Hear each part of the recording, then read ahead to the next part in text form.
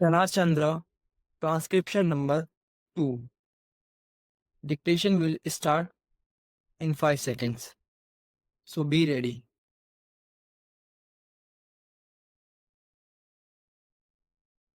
I should like now to make a few observations on the budget.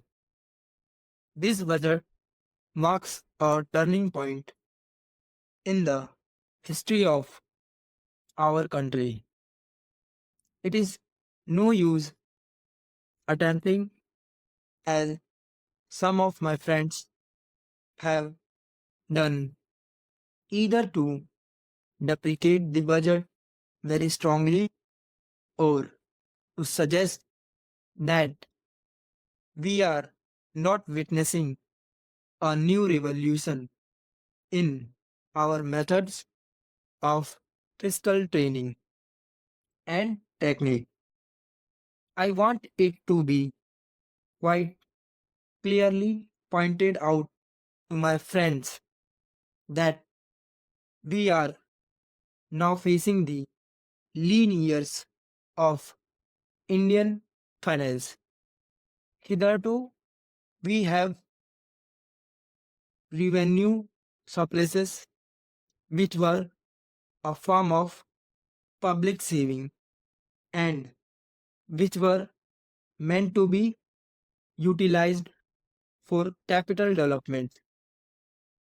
Hereafter, this form of revenue surplus would not be available. We have, therefore, to find out ways and means of implementing our great program of national reconstruction at minimum cost. My point is that the deficit on revenue account would be of the order of about rupees 19 to 20 crores.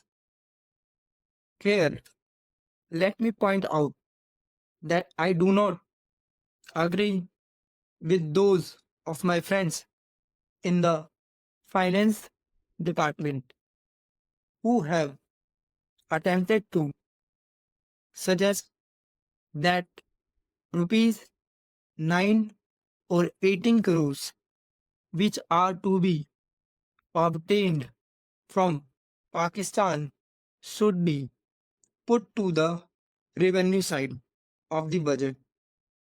They are to be put on the capital side. But that does not seriously alter the trend of my argument. What I am suggesting is that we would have to be prepared for a deficit of a much higher order, even on the revenue side. That itself should make us realize that there are very many problems which have to face and that we have to undertake ways and means of increasing the resources of our country so that it might be possible for us to have a greater amount of surplus or a greater amount of public saving for the purpose of financing capital development. The finance minister, in the course of his speech, Mr. Deputy Minister pointed out that the deficits during the past 2 years were of the order of rupees 83 crores. I venture humbly to disagree with him because I feel that when we are talking of deficits, we must take into account the overall deficit incurred by the central government, and that would be of the order of rupees 200 crores. During the years of relatively light expenditure, we had a shortfall of about rupees 200 crores. Undoubtedly, now when we are going to have a very great amount of expenditure, we might have a greater amount of deficit, and we would have to find out ways and means of trying to meet our capital expenditure.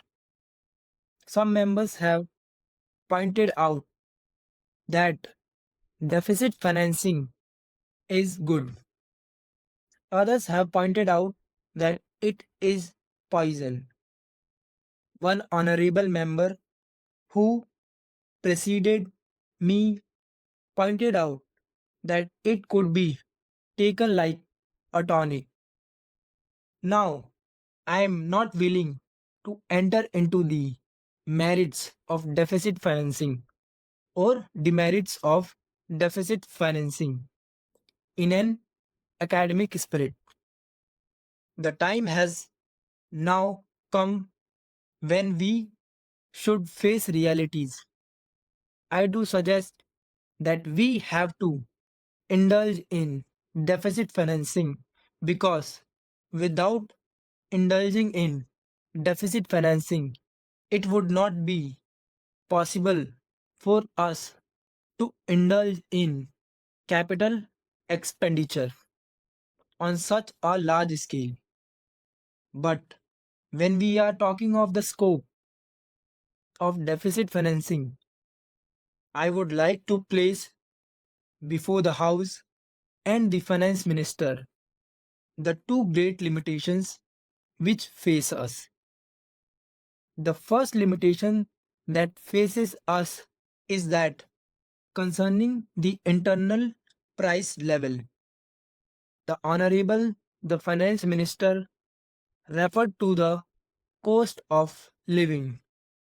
He said that he was going to keep a watch over the cost of living so that it may not shoot up within a short period and make a mess of the plans of capital development. But there is another limitation which has also to be borne in mind. A limitation which has not received as much notice as it should have done in all the discussions that have taken place on deficit financing.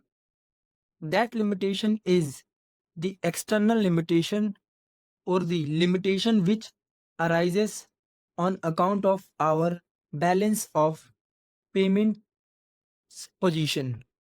I think this is as important, Mr. Deputy Speaker, as the internal price level.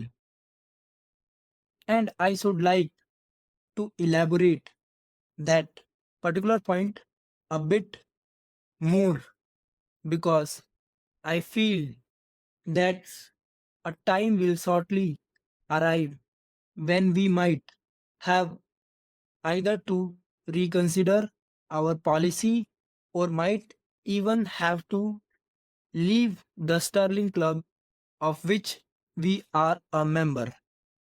The second serious limitation is as serious as the first. What would be the consequences of deficit financing on our balance of payments? The finance minister, in his budget speech, points out that so far as the balance of payments position is concerned, they have now, whether it is by accident or design, a favorable balance, and they have contributed about rupees 63 crores to the dollar pool during the past 6 months. But the moment we indulge in deficit financing, we have to be prepared for worsening of our balance of payments.